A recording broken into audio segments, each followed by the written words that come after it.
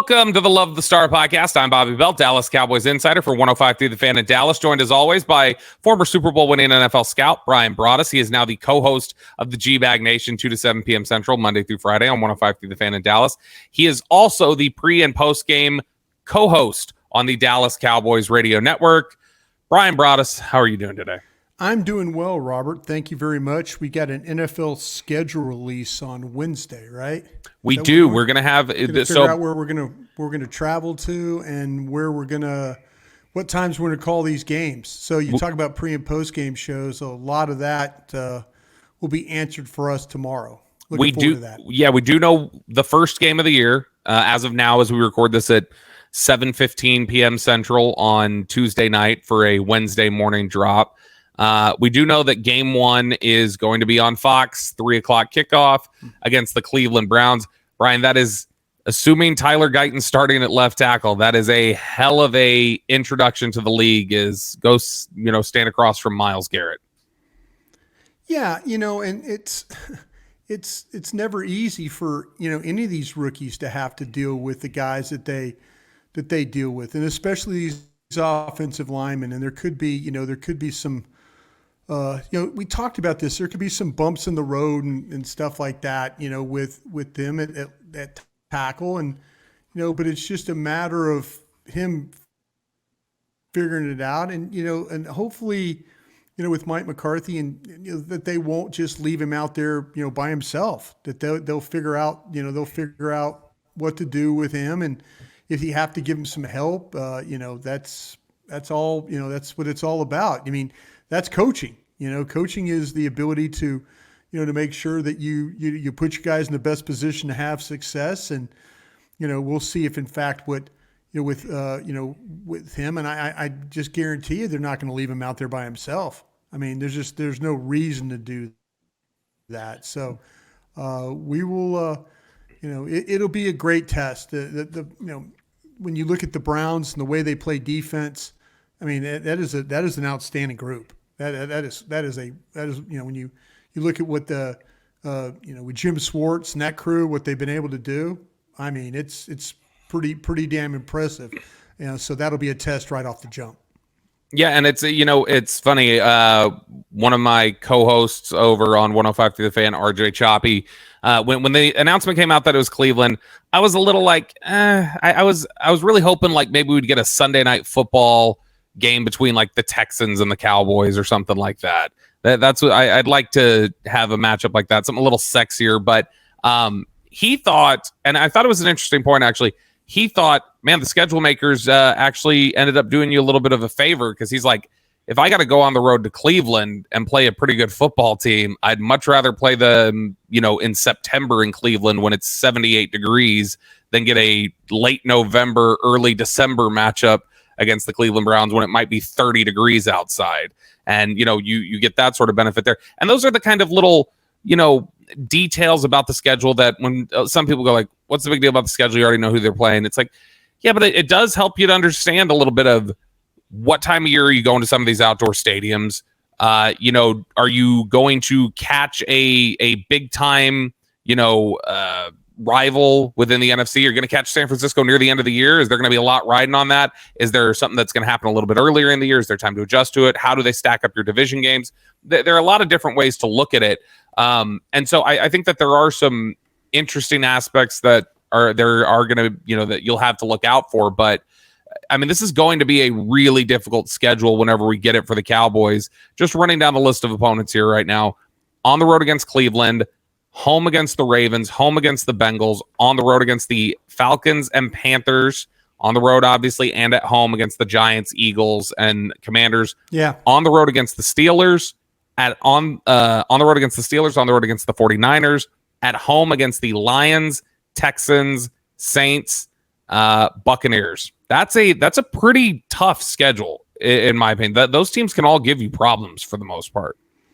Yeah, no, and it's always funny. We play the win-loss game. We do that all the time when the NFL schedule rolls around, and you try and say, oh, well, they'll be 10-7. Oh, they'll be 9-8. Oh, they'll be 8-9. You just don't know what's going to happen with injuries. Think about, we were last year at this time, we were all worried about the Jets.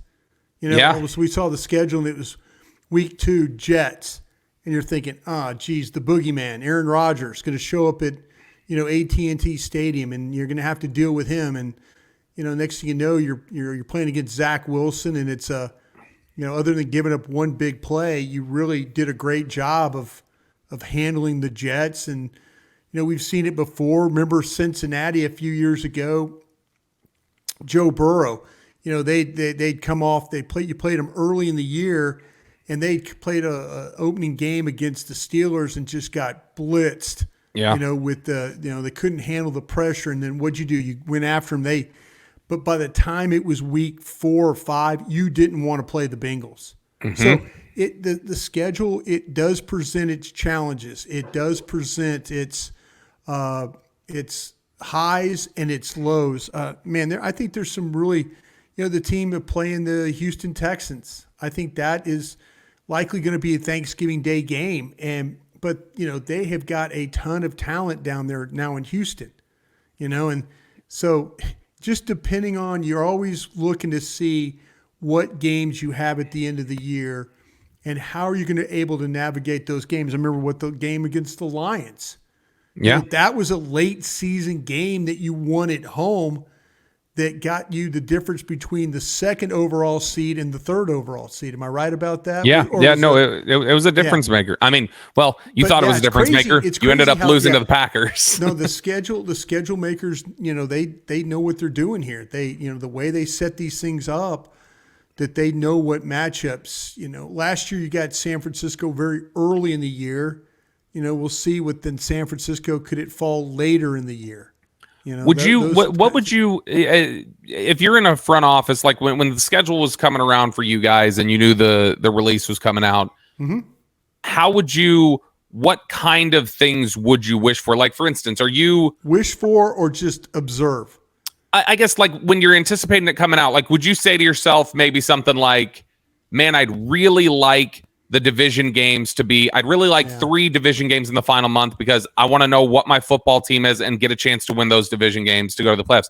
Do you say to yourself, hey, when we're figuring things out in the first month of the season, give me the teams from the other conference during the first month when, it doesn't, those are games that don't matter nearly, they're the least consequential to your playoff tiebreakers and seeding. So do you say, great, give me Cleveland? Give me the Jets in the first month of the season. Right. Are those the kinds of things you root for?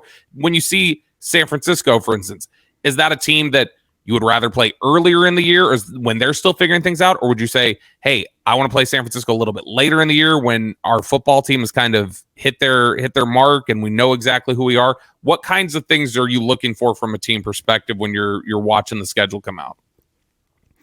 I never had a problem looking at the schedule and wishing for home games late in the year. I was always, give me as many of those. If we have to go on the road early in the season, say you got to go on the road 3 of the first 4 weeks, I didn't have a problem with that because what I knew was if we were going 3 of the 4 weeks, we were going to get that probably back at the end. We were going to get those home games at the end of the season. And that's where I always looked. And you do look at weather conditions, but the way the Cowboys play in the NFC East, you deal with weather at Washington, you deal with weather in Philadelphia, you deal with weather in New York. So that's a given. That's just a given. So how many of those games can I catch, those division games? If I catch them at the end, but if I can get them at home, that's cool. But I always looked and see how many games and what games are we trying to knock out a division. Like sometimes they'll do this. They'll like the AFC North. They'll put Cincinnati, Baltimore, Cleveland, Pittsburgh. They'll put them all in like a 6-week period. So you're kind of, you might go back to back and then you get a game and then you go back to back again kind of a thing. Yeah. And they try and knock them all out. But television has such a hand in how your schedule is, and especially the Dallas Cowboys, because now you're at the mercy of 325 games. You're at the mercy of Thursday games. You're at the mercy. Well, all the teams play on Thursday, but you got to think about the Thanksgiving game, and then they're going to put a game after the Thanksgiving game. They're going to make you play another Thursday game a week later. So you're at the mercy of 325 games. When we started off in Green Bay, every game we played in that 1992 season was at noon.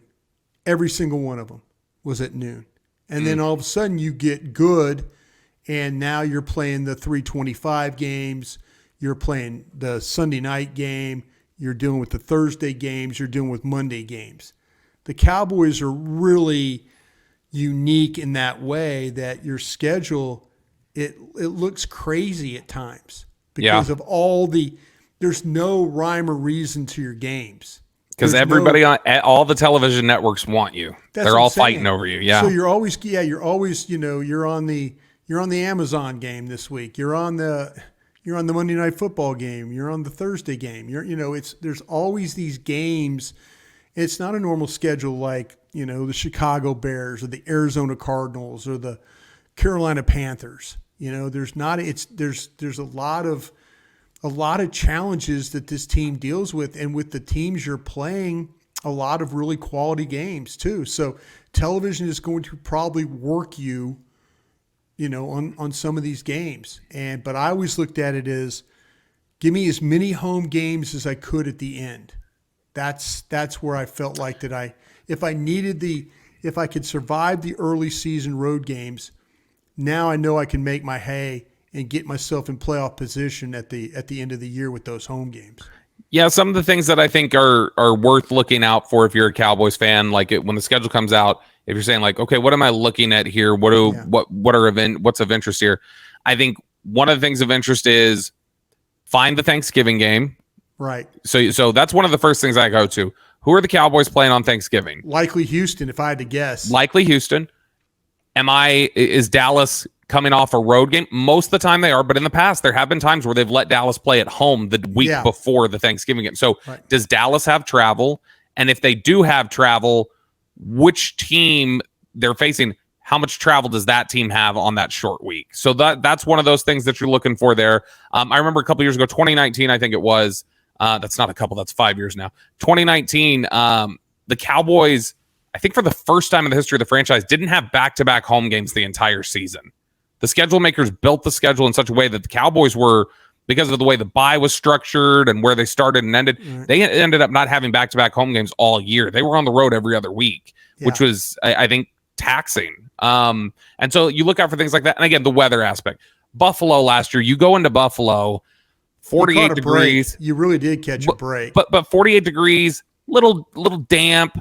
Buffalo's running all over you. Would you have rather played? I just looked up. I had to look. I was like, what was the weather like in Buffalo's first home game of the year, which was in September 17th? Yeah. It was 72 degrees and sunny.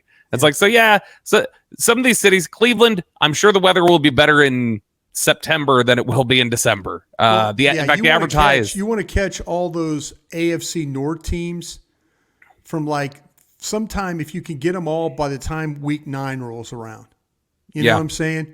You got Cleveland early, so you're hoping Pittsburgh in October or September. Exactly. So, but I mean, look, Pittsburgh is not a fun place to play in November or December. That can be just a difficult early November. And the thing about playing at Pittsburgh, and this bothers teams sometimes, Pittsburgh Steelers share a field with Pittsburgh University, the Pitt Panthers. Mm-hmm. And sometimes you get that chopped up field condition stuff, especially if the weather's been poor. Yep. So you got to worry about that, dealing with, two teams, and what if the Pitt Panthers are playing the day before, kind of a thing, Yeah. It's happened before, in Philadelphia when the Cowboys play and the Eagles and then Temple University's playing, you get that field condition. So there's some things you have to navigate there as well. You're listening to the Love the Star podcast. The Love the Star is an Odyssey podcast. You can find it on the Odyssey app or wherever you get your podcasts. All right, Brian, we previewed last week rookie minicamp. Guys were out there for 2 days. The Friday you had media out there for just kind of a walkthrough. Saturday was more of a practice. A good opportunity to see some work for different guys like Cooper Beebe at center, the work of moving Tyler Guyton to left tackle. Now they're getting the opportunity. Coaches and coordinators were made available to the media on Tuesday. And so you got to hear from them about some of these rookies and specifically how some of these rookies getting around the veterans now like they're able to, how that's proving beneficial right now. Before we go to that specifically, some of the stuff that the coaches and coordinators had to say, Brian, did you any of the buzz catch your interest coming out of rookie minicamp? I know the one that was everybody was talking about that kind of caught everybody off guard was Mike Hohensee. This quarterback who he's was not going to be with you. No, but that was the one where it's like, why is Mike McCarthy even mentioning him? Yeah, you get those kind of like cute stories like that. Sure. And I asked the question. I say, is there any chance you're going to carry the fourth quarterback? And everybody that I talked to was like, no, not at this time. We're not. So, that's kind of he came in. And sometimes, I mean, put it this way. I was one time at Valley Ranch, Jason Garrett, they brought in somebody, God, I can't remember who it was. They brought in a kid that was so bad that Jason Garrett had to tell the kid, Wade Wilson ended up throwing the drills because the quarterback was sticks, baby. Yeah, he was so poor throwing the ball that all of a sudden it's like, well, hey, Jimmy, you just take it easy over here a little bit. We'll handle it. Take it easy. But that, that's where I think to me that this kid came in. Is it Hohensee? Is that how you say his name? I think that's what Mike it was. Hohensee? Wasn't it? I could be wrong. It was. I had to listen to it. He had a dad. I think this guy. It is. It's Mike Hohensee. Yeah, and so Hohensee. It is Mike Hohensee that played in the league. His dad's name was Mike Hohensee. He in '87 was with the Bears as a replacement player. There you go, as a replacement player. And look, that makes sense. You're talking about a coach and a quarterback coach, the son of one of them. So, like, when McCarthy's impressed with, man, the way he handles the huddle and stuff, it's like, that's coach's kid. Nice. That's coach's kid right there. Yeah, being nice. And, the kid, I mean, trust me, I was watching on Saturday. I was out there watching, and he was accurate in the stuff, but not to the point where you're like, wow, this guy's going to get signed and he's going to be a guy on the, on the roster. But that's one of the first things I asked. I said, hey, is this guy really going to get signed? And they're like, no, he's not. So, that's okay. That's okay. I mean, people are talking about, and I know that Pro Football Focus, and we have our love-hate relationship with Pro Football Focus. Yes, we love John Owning and we hate everybody else. Yeah, and absolutely. Everybody has their love-hate with Pro Football Focus. The name of a free agent that they mentioned as a keep an eye on this UDFA, this undrafted free agent, they said Cam Johnson, this wide receiver from Northwestern. Now, he's an older guy. He's like 25 years old. So they were talking about, Pro Football Focus said, this Cam Johnson. Me personally, I found myself paying more attention to, because the guys like Imani Johnson, I remember I mentioned him from Nevada, the safety, and I was watching him, and I was watching this Julius Wood, is another kid that I was watching, and East Carolina, I believe, is Julius Wood, yeah. So I'm like, these two dudes are good-looking players, and so. I just kind of focus. And then the Byron Vaughns, I'd seen him at Baylor. He's a rush end, but they're playing him as a stand-up linebacker, which he done some. 2-point stance, hand on the ground. When I say 2-point stance, he's playing upright on his feet. Yep. And then, going that route. But Byron Vaughns was a guy that I really liked. And then I was trying to keep an eye way down the field, with what was going on with Cooper Beebe and then what was going on with Guyton. And boy, I will. I was not able to get out there Saturday, Brian. They do that on purpose to us. They always stick those offensive linemen all the way at the end of the. They don't want us to see the linemen working, man. And the defensive linemen are down there. And, we heard Mike Zimmer talking yesterday about Mozzie Smith. Mm-hmm. And one of the things he made a comment about was working on stance. Stance was a big thing they were tweaking coming out. What were they doing with these stances and during practice? And when he said that, I went, oh, okay, now it makes sense. Sometimes you think these guys come in, they get in a stance, and boom, you go play football. There's certain stances that these guys like to have, and this staff is no different. And you could see Marshawn Nealon and Denzel Daxon and Justin Rogers. You could see them down there just literally working on stance, like how to get down in a stance, how to take a step. That's what this camp was. Yeah. There used to be a time where it was a competitive get after each other periods, and it's not that way anymore. Mike McCarthy does this a totally different way than what we've seen in the past. But that's cool, But they're starting now to be able to work with the veteran players. Yes. So, the next time that we see them, you'll actually see some competitive players. And then you'll see how they use these guys. Yeah. You'll see okay, to me, Cooper Beebe and Brock Hoffman are battling for center spot. Somebody is going to win that center spot. I will be interested to see who is the left tackle. And I don't know if it's going to be plug and play Guyton right off the jump. Because we've suggested this. We've tried to prep people that it may not be Guyton right off the bat. Yeah. But, it will probably end up to be Guyton. Probably, but there's a real possibility they get to camp and they decide they don't want to do that. Yeah, that's good point. Now, what's interesting, Mike Solari, so you bring up the idea of the veterans mixing with the rookies now. Yeah. There was something interesting I thought that Mike Solari said. And, we've talked about sponsors in the building before for certain guys and everything else. Yeah. So it's funny, they had talked about, somebody had asked him about mixing the veterans and the rookies together now, and he says, yeah, we got a great room. And he says, obviously, like the veteran leadership were led by Zach Martin. And he's like, we got him there. And then he said, but, helping these young guys along and blah, blah, whether it's T Steel or Brock, blah, blah, blah, blah. And he moves, and it's like, there you go. He did. And not that he's sliding Tyler Smith, but he didn't mention Tyler Smith. Tyler Smith, as a veteran, they've been in the league the same time. Tyler Smith's made a Pro Bowl and has done things in this league.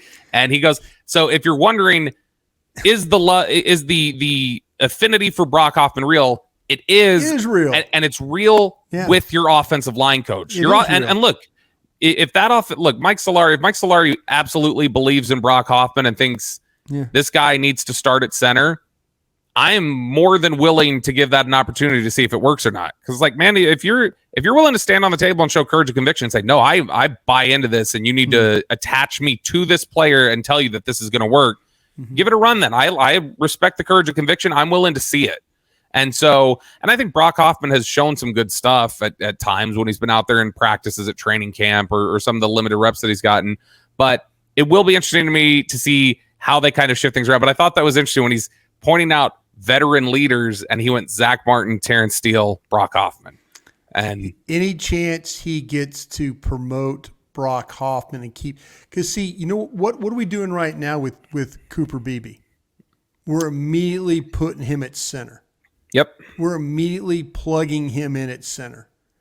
And and what does Brock Hoffman do? It's the same thing that Terence Steel did for Joe Philbin. Mm-hmm. Be around the facility, come in early, leave late.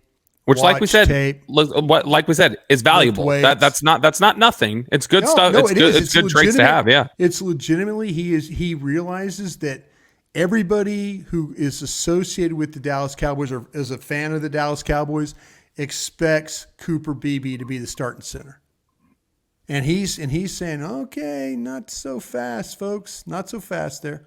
I think that obviously I'm not in the war room or anything else. If Graham Barton would have been on the board when the Cowboys were picking in the first round, and it was Tyler Guyton and Graham Barton, I believe that Mike Solari's voice in that room would have argued for Guyton, because I think Mike Solari would have said, we have a center already. Yeah. Absolutely. And that, I think that shows you the level that the belief that Mike Solari has in him. I think Solari believes big time in him. And like you mentioned there, Steel had that sponsor at one point in Joe Philbin. And ultimately that perseverance worked out. He had his struggles last year, but you can't say that Terence Steel is anything other than a resounding success as an undrafted free agent who looked like he was never going to be on a football field his first year. That is an absolute success that you've gotten 2 really good years out of Terence Steel already, and you hope you're going to see him bounce back from this injury. But I think that those are interesting. These are the kinds of things that we look out for, the little language that gets used, the little distinctions, like you mentioned, Brian, about when Zimmer said stance and some of the different things that he said there. It's interesting. I want to get to, because we had offensive, defensive coaches talk today. Schottenheimer, I thought, was interesting. Talking about the running back by committee approach. He said, comfortable with it. Right. Yeah, said he's comfortable with it. He thinks they'll have success with it. Ooh. He's not stressing it too bad. He talked about CeeDee Lamb not being there. He said CeeDee does not have to be there right now. He's like, it's not necessary. CeeDee and Robert Prince, I know, said CeeDee is one of the hardest workers he's ever been around. They both seemed very, not concerned about him doing whatever he's got to do on the business side, because we know how he's going to come in here and he's going to be prepared. And so those are some of the interesting things. Ed Werder and Matt Mosley over on the Doomsday podcast had interviewed Mike Zimmer over the weekend. And there was a lot of interesting stuff in there in general about, Mike Zimmer's thought process on what he likes to do in coverage, how he's going to be different from Dan Quinn. I thought one of the things that he was interesting was when he was talking about the coverage, he says, hey, they did a lot of really good things in coverage. There's a lot of man, but basically intimated kind of what we've talked about, which is a little more disguising in what Zimmer wants to do. And I thought it was interesting that Zimmer was like, hey, he essentially said, don't be upset or concerned if you see interception numbers go down. Okay, because Zimmer was talking about, I am more concerned with keeping people out of the end zone and creating negative plays rather than taking the ball away. And so I thought it was interesting that Zimmer was basically explaining that his scheme is going to lend itself to fewer interceptions in all likelihood for Diggs and Bland. Like, you're not going to see those same sort of things. So I thought that was interesting right there. But one of the things he said, Brian, was he was talking about when he was watching the tape and he was studying Dallas and looking at what they were defensively last year. And I don't think he meant it as a shot or anything. It was just he was trying to assess, where do things need to get better.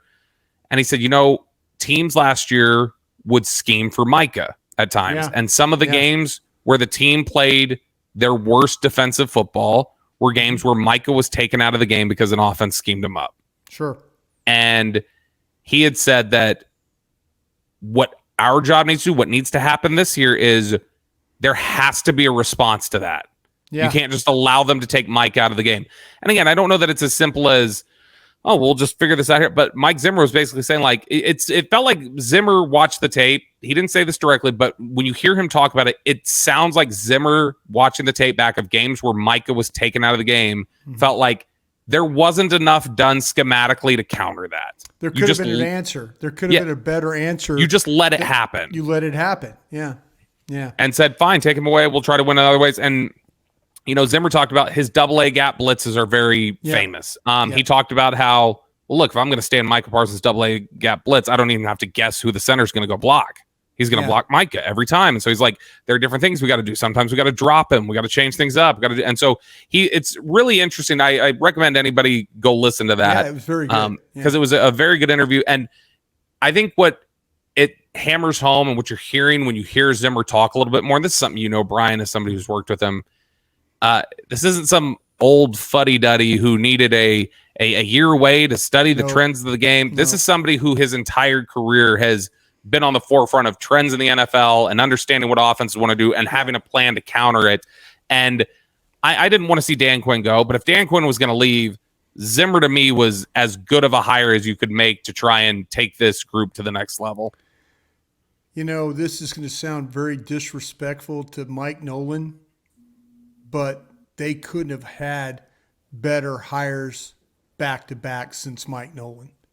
Mike Nolan was a bad hire. And that's, I don't mean that offensively, but yeah, that's what happens when you play the buddy game. You know, you play the guy that gave you, you play that card, the guy gave you your first job, or, hey, I got to take care of this guy. And then Mike Nolan was a bad hire, and then the pandemic hit, and then these guys didn't learn, and they didn't teach it. And, man, there was a lot. I mean, there were some buddy hires that he's had a couple buddy hires that worked out. It was funny, Brian, at the time. And again, not trying to drag him or anything else, but I remember I had talked to a coach within the league, somebody obviously outside of Dallas, but I just said, man, there's been a lot of struggles with Nolan and the defense hasn't been very good. And this guy said to me, he was like, I've been around this league for the last 30 years. Yeah. And I've never in a team meeting, in an offensive meeting, heard the phrase, well, we've really got to figure out Mike Nolan's defense this week. Yeah. Yeah. And so, I respect, again, not an offensive thing, but it's just, this is the business we do. People can be critical about how you and I broadcast, and that's fine. Sure. You live with that. You expect that. Mike Nolan's defense and the way that they taught defense was not good enough. It wasn't good enough. I know one of the criticisms that you heard a lot from people, and one of the things that was refreshing when Quinn got in here, is Nolan was trying to do so much he kept talking about he wanted to be multiple different fronts and stuff like that. And the feedback you would hear was it was so vague and so undefined that you didn't even have a defined scheme that guys could understand. I knew when we were watching practices, when they came back, we were watching practices sitting in the stands at the Star. And I'll never forget this, Bobby, for like 3 or 4 days, how many busts they had during practice. Mm-hmm. Like, Coach, can we see that again? When you hear those words, there's a bust. And it was every other play. Coach, can we see that again? Yeah. Coach, can we see that? Run it back. Run it back. Yeah. And when I was hearing that, I go, there's going to be a problem here today. Yep. And they've got really fortunate with the Dan Quinn hire. To Mike McCarthy's credit, he knew Dan Quinn, but was he looking at somebody else, some other buddy that he can have maybe hired? Sure. But Dan brought, Joe Witt, and he brought Aiden Durdee, he brought like legitimate coaches.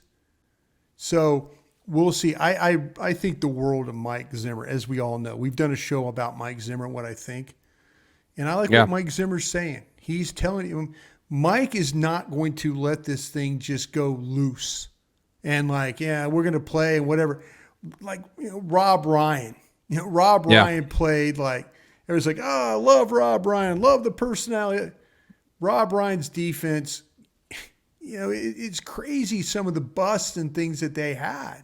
Yeah. Mike ain't gonna be that. Mike's watching your tape, and the fact that now this is going to be on Micah a little bit too. Now, Bobby. Yeah. Look, can I prepare people? I want to prepare people for this right now. I think they'll have a healthy relationship with everything else.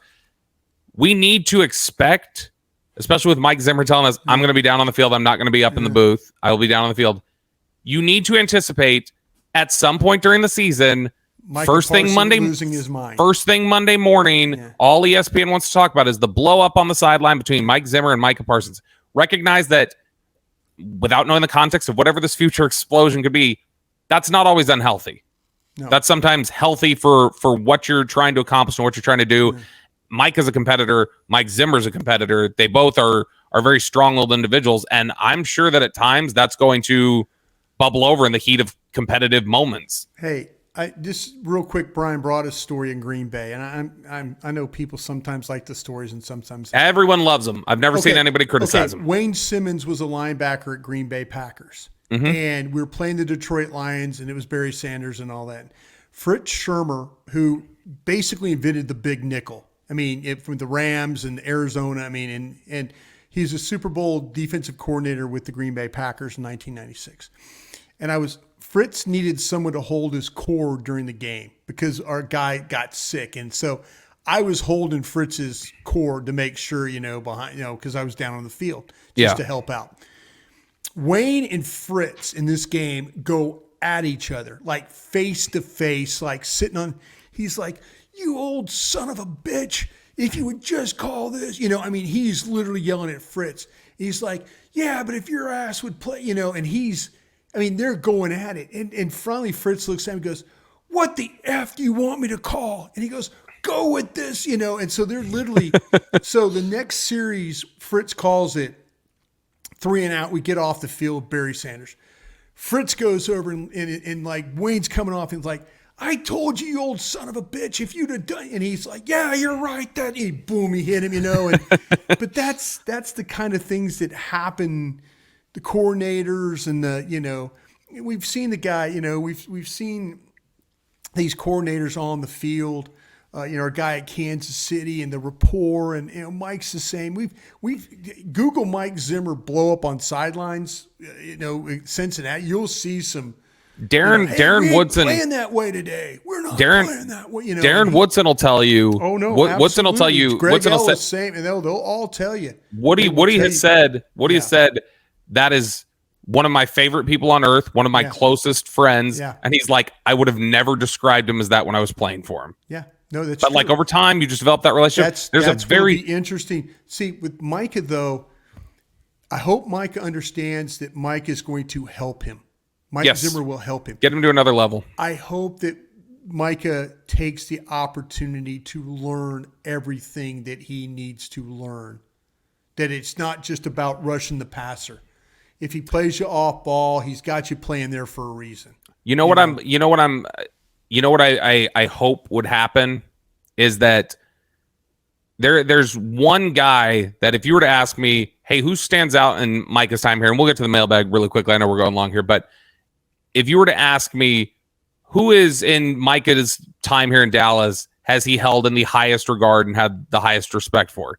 The answer is George Edwards. George Edwards by far. George Edwards is a guy who was with Mike Tampa. Zimmer for a long time. Yeah, dude, I would hope George Edwards, and I don't know that he would be asked to do this thing to do whatever else, but I would hope George Edwards would maybe pick up a phone, give Mike a call and say, I don't know if he'd do that. No, I don't know that he would. I like what you're saying.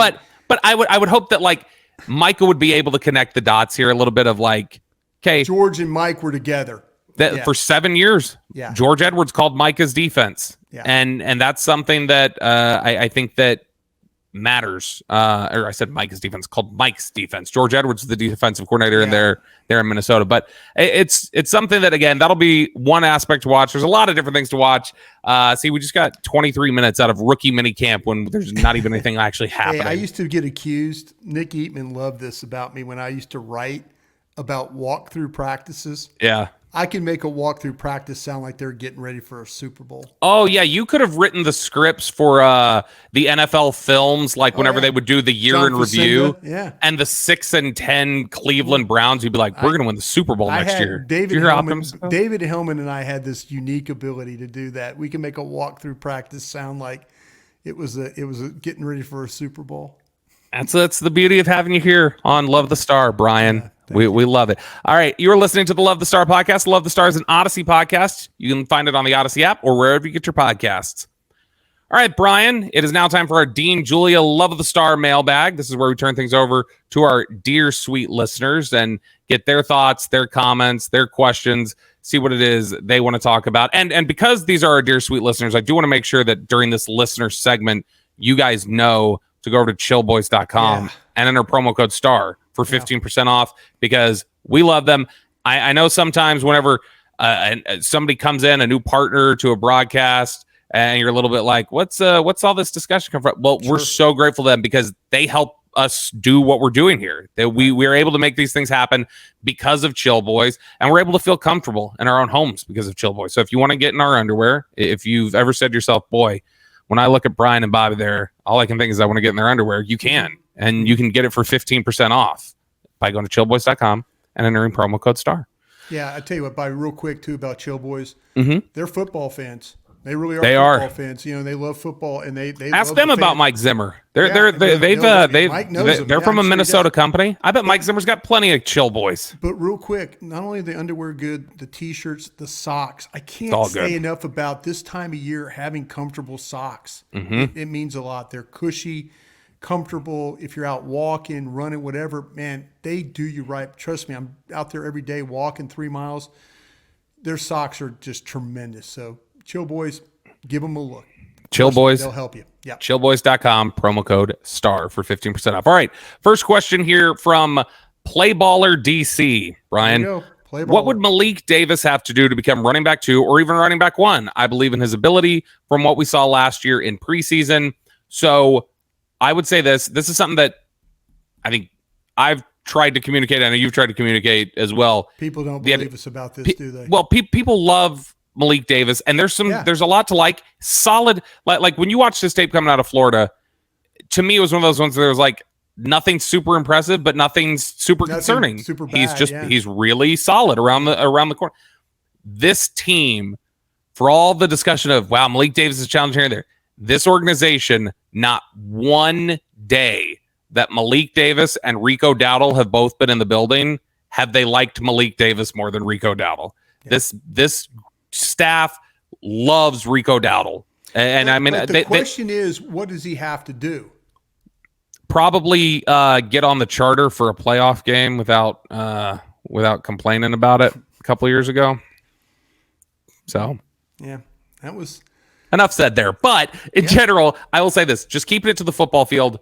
Yeah. The Cowboys, this team has always, and not that they dislike Malik Davis. Now, Bobby. Not that they dislike Malik Davis as a football player, right? But they've always been higher on Rico Dowdle.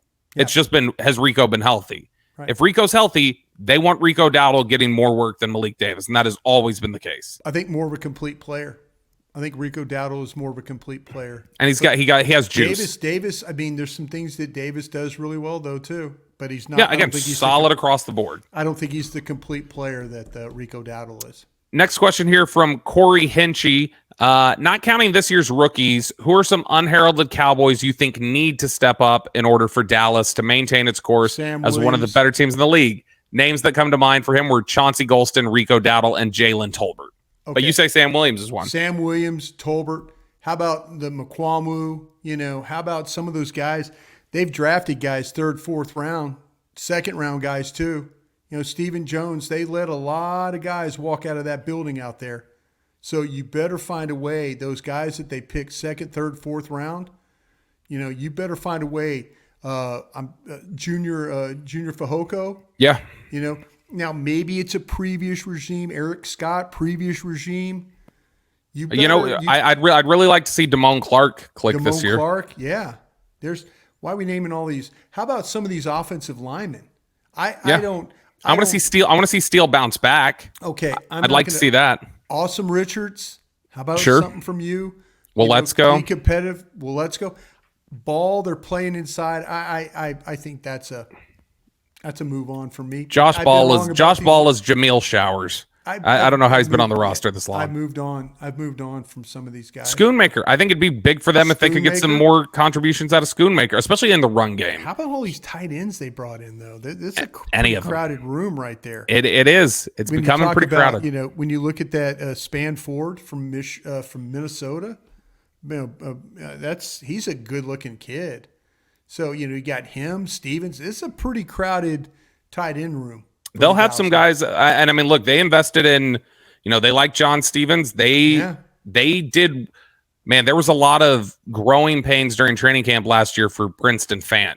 Yeah. But they were committed to seeing him through some of it. Dak worked a lot with him. Oh, yeah. Like you would see Dak Dak would get into him a little bit at times during practices. Yeah, but it's in a positive way. Like he would get into him a little bit. You'd hear him bark at him, but it was always like, hey, come on. I know you can do this. Get this down. And so it was a positive. But, you mentioned Sam Williams there really quickly. I know one of the questions from Dean Julia, who the Dean Julia Love the Star Mailbag is named after, is do you think that Mike Zimmer's the type of coach who can make Sam Williams reach the next level?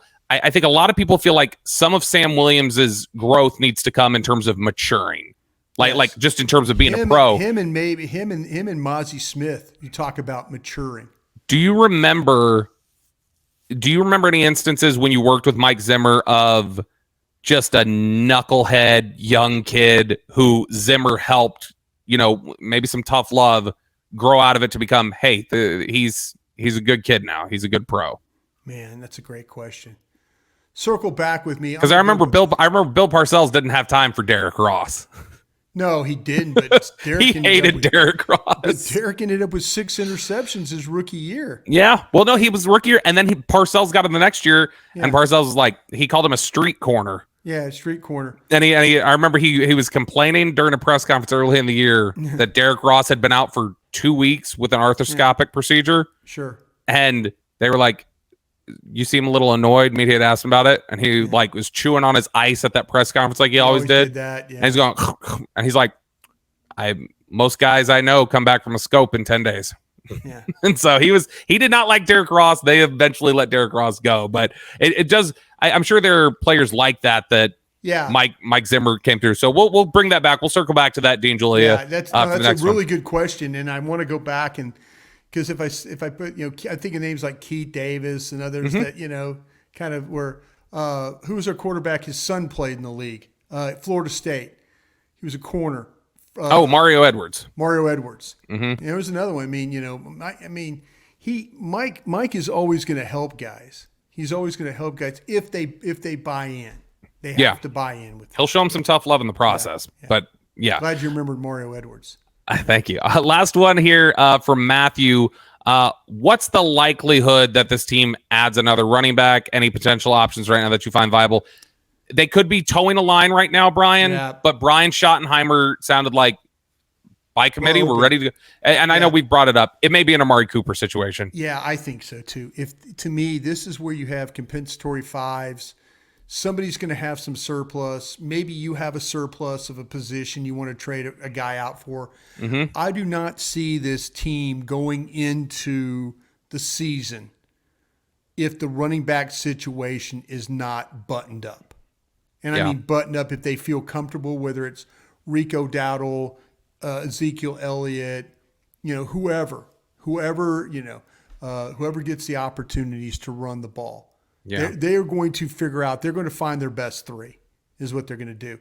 And if the best 3 is not good enough, I could absolutely see them moving surplus or moving one of those 5th round picks to try and get a guy. That does it for us here today on the Love the Star podcast. Thank you so much for joining us and sticking around with us through the off season. Like I said, we're trying to bring you more and more content each and every week now. We're giving you the 2 episodes a week here during the off season, 3 during the season, but lately, as I'm sure you've noticed in the playlist, we've talked about it. When we're doing interviews on 105 through the Fan, whether it's on G-Bag Nation or with us on Sean and RJ's, we get Todd Archer on or one of these people. Then we're making sure to put that in the feed. We'll record something special for you, and so you guys get extra Cowboys content all off season. Can I ask something real quick, Bobby? Yep. I want to see if people will comment. If we did this live, would they be interested? Yeah, would you be interested in a live version? Would you be interested in a live where we try and get the questions and stuff like that, but a live version of this show? Just give us a comment below and let us know what you think. Let us know. And if you didn't make it to the end of this episode, because we've done 48 minutes here, then I'll ask you that same question at the beginning of the next episode, guys. I'm here to get that cleared up for you. But additionally, on Sean and RJ, I know Wednesday, we're going to be talking to Jordan Schultz, national NFL reporter. We're going to be talking to him about a lot of different contract situations with the Cowboys and stuff like that. Good. So that'll be populating this feed. You can look out for that to drop in the channel probably Thursday with this episode airing Wednesday. And then, later this week, we'll have schedule release reaction for you and everything else. But we will be with you all off season long and bringing you as much Cowboys content as possible. For Brian Broaddus, I'm Bobby Belt. We'll talk to you guys again later. Hey, thanks for watching. If you enjoyed this video, please don't forget to give it a thumbs up and subscribe to our channel for more content like this. If you want to see more of our videos, be sure to check out our playlist and let us know what you think in the comments below. Also, don't forget to follow us on social media to stay up to date on our latest updates. Links are in the description. Thanks again for watching, and we'll see you in the next video.